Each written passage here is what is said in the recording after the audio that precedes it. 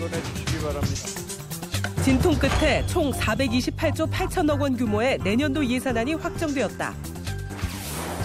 새 정부의 복지 정책에 방점을 찍게 될 보건복지부의 예산안은 원안보다는 1조 원 이상 감액되었지만 올해 예산보다 9.5% 이상 증가한 금액. 저출산 시대 고령 사회의 필수인 육아보육, 노인 분야 사업과 이국종 예산이라고도 불리는 중증외상센터 지원 예산 등이 증액되었다. 복지국가로의 또 다른 한 걸음, 내년도 예산안으로 미리 만나본다. 지난 6일 진통 끝에 내년도 예산안이 국회 본회의를 통과했습니다. 보건복지 분야의 예산안은 기존 정부안과 다르게 감액이 됐지만 어느 해보다 규모가 큰 만큼 내년도 예산 운용에 가장 큰 기대를 모으고 있는데요. 네, 보건복지부의 내년도 예산 쓰임에 대한 이모저모를 살펴보는 시간 마련했습니다. 스튜디오에 전병왕 보건복지부 정책기획관님 모셨습니다. 안녕하세요. 네, 안녕하십니까. 네, 안녕하십니까. 문재인 정부 첫 예산안이 이제 국회를 통과를 했습니다. 전체 네. 규모가 428조 8천억 원으로 슈퍼 예산안이라고 불리기도 하는데요. 네. 복지부 예산안은 어디로 좀 어떻게 분배가 되는지 설명을 해주시죠. 예, 말씀하신 대로 2018년도 정부 총 지출 예산이 428조 8천억인데요. 이 중에서 복지부 예산은 63조 1,554억 원이 되겠습니다. 네. 그래서 원래 본 예산 대비하면 9.5% 증가했는데 이 63조 원을 분야별로 구분하면 이제 사회복지 분야가 52조 8천억 정도 되고요. 보건의료 분야가 10조 4천억 정도입니다. 복지부는 모두가 누리는 포용적 복지국가라는 국정 전략을 달성하기 위해서 이제 4대 핵심 분야를 선정을 해서 전략적으로 예산을 편성을 했습니다. 네. 소득 보장 및 일하는 복지 지원 강화, 사회적 돌봄 체계 확충, 공공의료 및 국민 중심 의료 서비스 확대, 그리고 4차 산업혁명 대비한 성장 기반 조성이 되겠습니다. 소득 보장 및 일하는 복지 지원 강화는 사업명만 간단히 말씀드리면 이제 아동 수당을 내년에 신규로 도입하고 네. 기초연금 또 장애인연금에 대해서는 금액을 인상해서 지급하게 됩니다. 그리고 일자리 창출 예산도 확대를 했습니다. 사회적 돌봄 체계 확충과 관련해서는 이제 국공립 어린이집을 대폭 확충하고 장애인 활동 지원 대상과 금액을 확대를 했습니다. 또 국가 책임제를 구현하기 위해서 네. 중국 252개소 치매 안심 센터를 운영하게 됩니다. 공공의료 및 국민 중심 의료 서비스 확대는 이제 건강보험 보장성 강화, 그다음에 중증외상센터의 지원 강화 등 의료의 공공성을 강화하고 의료 사각지대를 해소하는 데 투자를 확대합니다. 마지막으로 이제 4차 산업혁명에 대비한 성장 기반 조성을 위해서는 보건의료 산업에 투자를 확대하고 R&D도 예산을 확대를 하였습니다. 네. 네, 말씀하신 내용을 좀 주요 분야별로 하나씩 살펴보도록 하겠습니다. 네. 요즘 같은 저출산 시대에 사실 아동이나 또 보육 분야에 대한 지원이 굉장히 절실한 상황입니다. 구체적으로 어떻게 예산이 집행이 됐나요? 보육 및 저출산 부문의 예산은 금년 대비해서 7,836억 원이 증가해서 총 6조 2,619억 원이 되겠습니다. 아동복지 관련 예산은 아동수당 그리고 이제 종사자 처우 개선이 주로 정해졌습니다. 아동수당은 2인 이상 가구의 가구 소득 수준 90% 이하의 영호세를 대상으로 내년 9월부터 월 10만 원씩 지급하기 위해서 7,096억 원이 책정이 되어 있습니다. 또 아동복지 시설 종사자 처우 개선을 위해서 지역아동센터 운영비 115억 원과 요보아동 그룹홈 운영비 27억 원을 정액해서 아동복지 서비스의 질을 향상시키고자 합니다. 네. 아동수당 지급이 이번에 처음 이루어진다고 해서 좀 눈에 띄는데요. 네. 일부에서는 이제 퍼주기식 정책이 아니냐는 우려도 좀 나오고 있고요. 아동수당 지급이 필요한 이유랑 지급 방식이 확정이 됐는지 궁금하거든요. 이 당초 복지부는 이제 아동수당은 미래 세대인 아동에 대한 이 사회적 투자이다. 그리고 이 모든 아동이 누려야 될 기본적 권리로서 봤습니다. 네. 그래서 우선 0~5세 아동 모두에게 주는 보편적 제도로 설계를 했습니다. OECD 국가를 보더라도 이제 35개 국가 중에서 31개 국가가 아동수당을 도입하고 있고 네. 이 중에서 20개 국가는 전 계층에 아동수당을 지급하고 있습니다. 특히 이제 저출산 문제가 심각한 우리나라의 경우에는 이제 국가가 아동 양육에 지속적으로 관심을 갖고 투자한다는 이런 인식이 형성될 때 출산율 상승 등의 정책 효과를 기대할 수 있을 걸로 봅니다.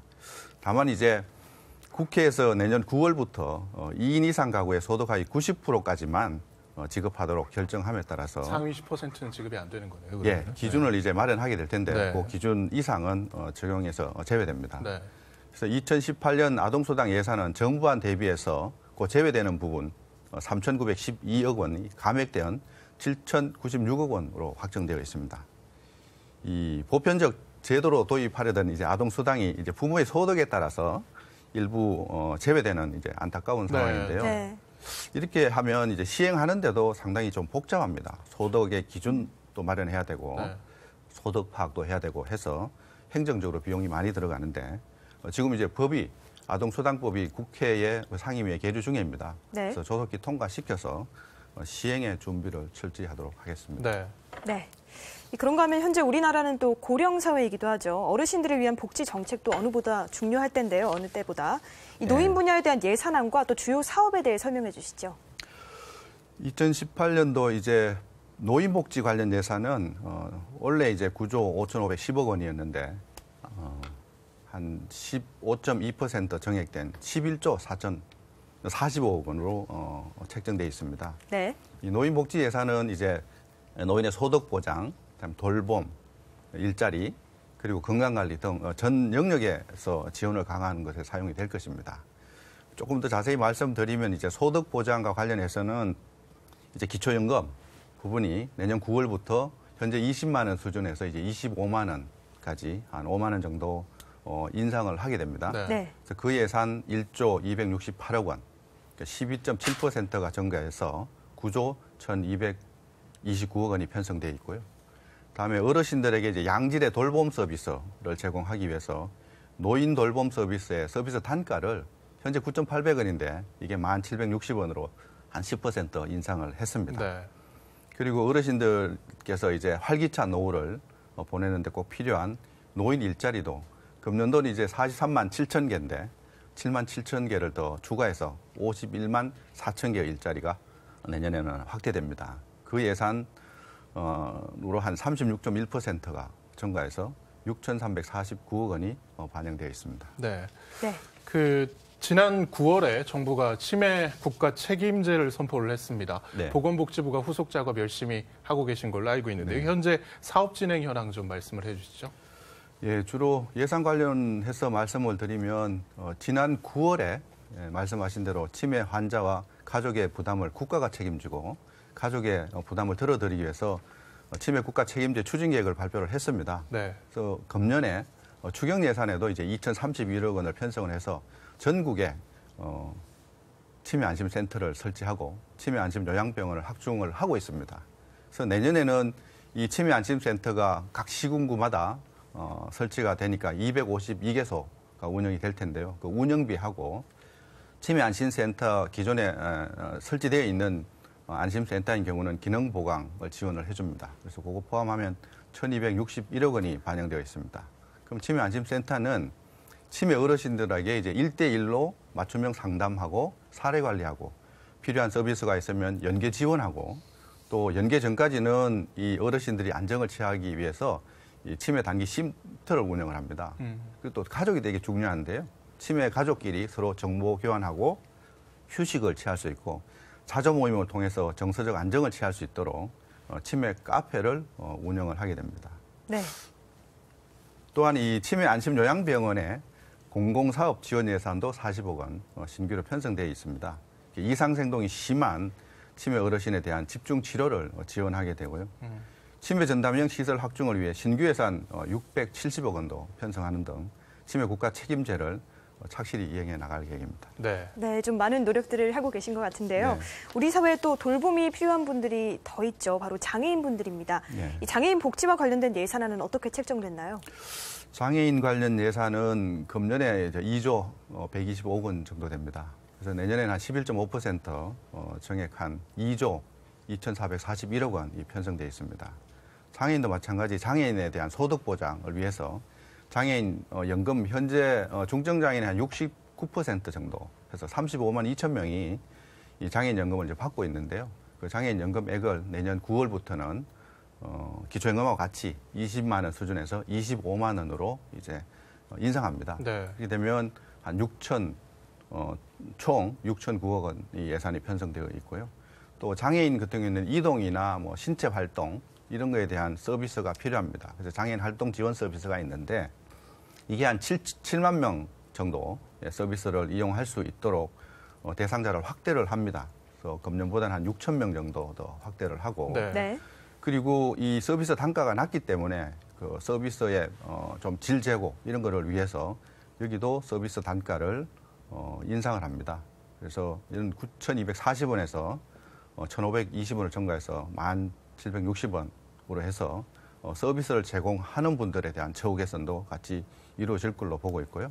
장애인도 이제 일자리 17,000명의 일자리를 제공하기 위해서 957억 원의 예산이 편성되어 있고 특히 장애인 쪽은 이 장애인의 의료 재활을 위해서 현재 이제 6개의 근육별 의료 재활 병원들이 있습니다. 네. 근데 거기에서 추가적으로 한 3개소 더 추가하기 위한 예산 80억 원이 반영되어 있고 또 이 공공 어린이 재활병원은 현재 하나도 없습니다. 그래서 공공 어린이 병원 재활 병원을 설립하기 위해서 내년도에 설계비를 한 8억 정도 반영을 한 것이 이제 새로운 내용이 되겠습니다. 예, 이제 그 기초생활보장 예산 좀 보겠습니다. 네. 올해 대비 좀 늘었고요. 급여 수준도 좀 소폭 향상될 것으로 알려져 있는데요. 이 분야 예산 좀 설명을 해주시죠.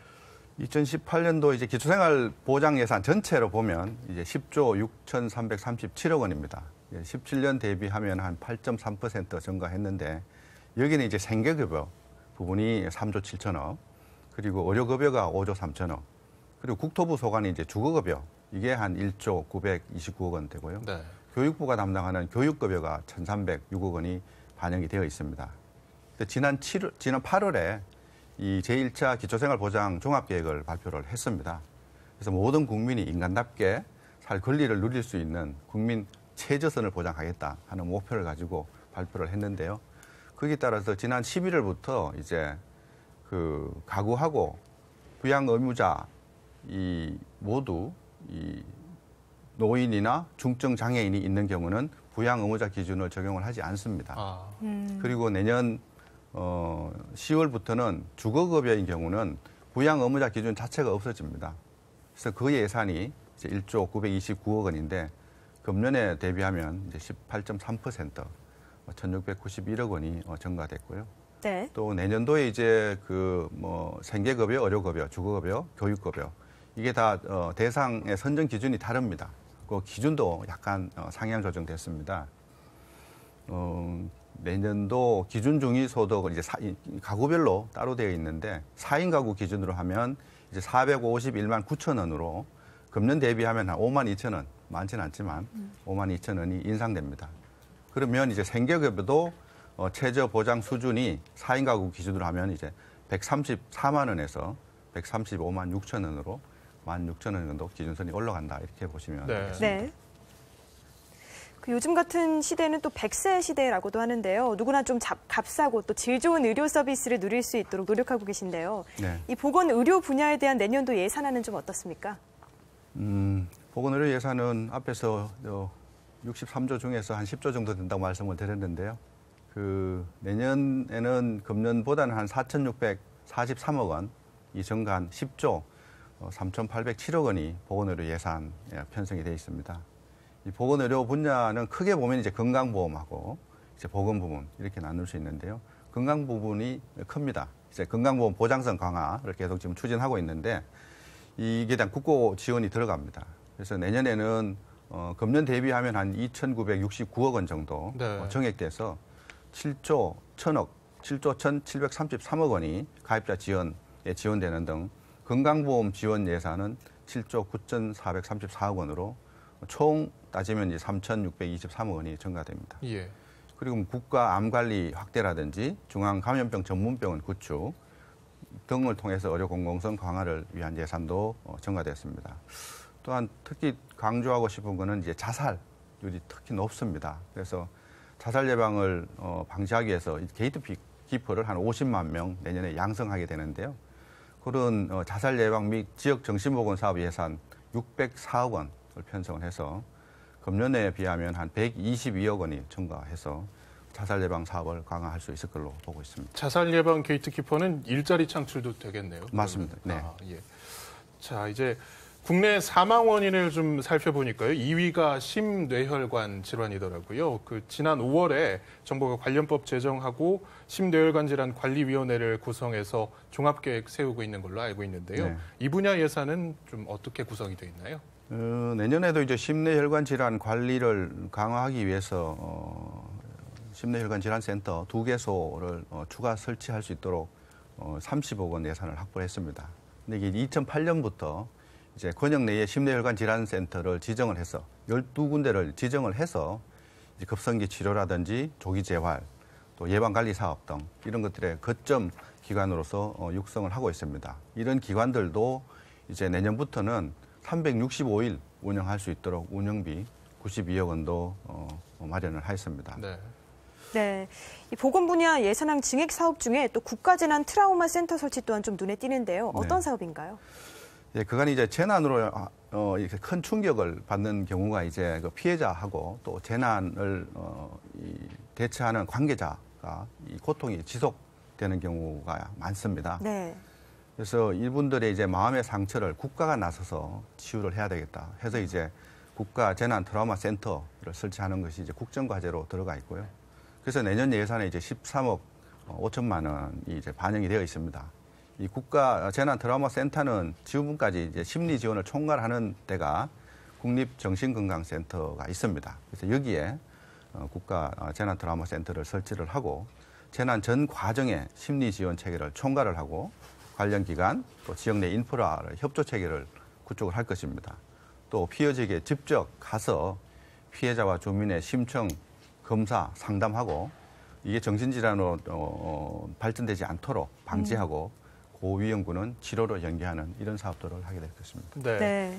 또 앞서서 그 자살 예방 인력도 말씀을 좀 해주셨는데 네. 분야별로 보면은 복지에도 도움이 되고 또 일자리 창출도 되는 예산들이 좀 있는 것 같거든요. 네. 추가적으로 어떤 것들이 있는지 좀 말씀을 해주시죠. 예, 이 보건복지 분야의 사업들이 가장 일자리 창출 효과가 크다고 다 알려져 있습니다. 네. 그래서 이 꼭 필요한 사회 서비스도 제공을 하면서 또 일자리 창출 효과도 내는 사업들이 거의 대부분인데요. 예를 들면 뭐 국공립 어린이집을 확충해도 어린이집 교사가 이제 충원이 되고 또 치매 안심형 요양시설이라든지 치매 안심병원을 설립해서 필요한 서비스를 제공하는 인력들이 필요하기 때문에 또 일자리가 마련이 됩니다. 그리고 간호간병 통합 서비스를 통해서 보호자가 필요 없는 이 병원 문화를 가능하고 또 장애인 활동 지원도 아까 말씀드린 대로 한 6천 명 정도 더 늘리게 되면 그만큼 일자리도 늘어난다고 보고 있습니다. 사회 서비스 분야는 이제 복지 향상과 말씀드린 대로 일자리 창출 효과가 동시에 높일 수 있는 부분이기 때문에 지속적으로 이제 확대해 나갈 그런 계획입니다. 네. 네. 한편 이번 예산안 통과 후에 또 중증 외상센터에 대한 예산 증액이 화제가 됐습니다. 네. 구체적으로 어떤 부분이 증액된 건가요? 이 최근 이슈로 떠오른 그 열악한 중증 외상 의료 환경을 개선하기 위해서 네. 그 국회 예산 심의 과정에서 한 201억 정액이 됐습니다. 그래서 기존 정부안 400억에다가 201억이 정액돼서 이제 601억 원이 이 중증 외상 센터 관련되는 예산으로 반영이 됐습니다. 이 중증 외상은 이제 되게 업무 강도가 높고 또 당직도 많이 해야 되고 네. 이래서 의료인들이 기피하는 분야로 힘든 일이죠. 예. 맞습니다. 그래서 이 종사자들에 대한 처우 개선이 필요한데요. 네. 내년에는 이제 의사 인력의 인건비 단가를 좀 올려줍니다. 현재 뭐 1억 2천에서 1억 4천 정도, 한 20% 정도 올려주고 간호 인력이 필요한데 그 간호 인력에 대한 인건비가 제대로 지원이 안 되고 있습니다. 네. 그래서 인건비 평균 연봉의 한 50% 정도라도 보전할 수 있도록 인건비 예산 124억 원이 신규로 반영이 되어 있고요. 또 이제 외과계 전공이나 응급의료 종사자에 대한 외상 전문 처치술 교육, 이런 교육 관련되는 예산도 한 5억 정도 반영되어 있습니다. 네, 그 당초 정부안과 다르게 좀 예산안이 국회를 통과하면서 감액된 부분들이 있더라고요. 네. 정부안 대비 얼마나 감액이 됐고 또 감액된 주요 사업들이 뭔지 또 이 대응 방안은 뭐가 있는지 좀 설명을 해주시죠. 예, 지난 그 9월 국회 정부안으로 제출한 건 64조 이제 2,416억 원이었습니다. 근데 이제 국회 심의를 해서 한 1조 862억 원이 삭감이 돼가지고 이제 63조 1,554억 원으로 확정이 되어 있는데요. 주요 감액된 건 이제 기초연금, 아동수당, 치매안심센터 이 예산에서 발생을 했습니다.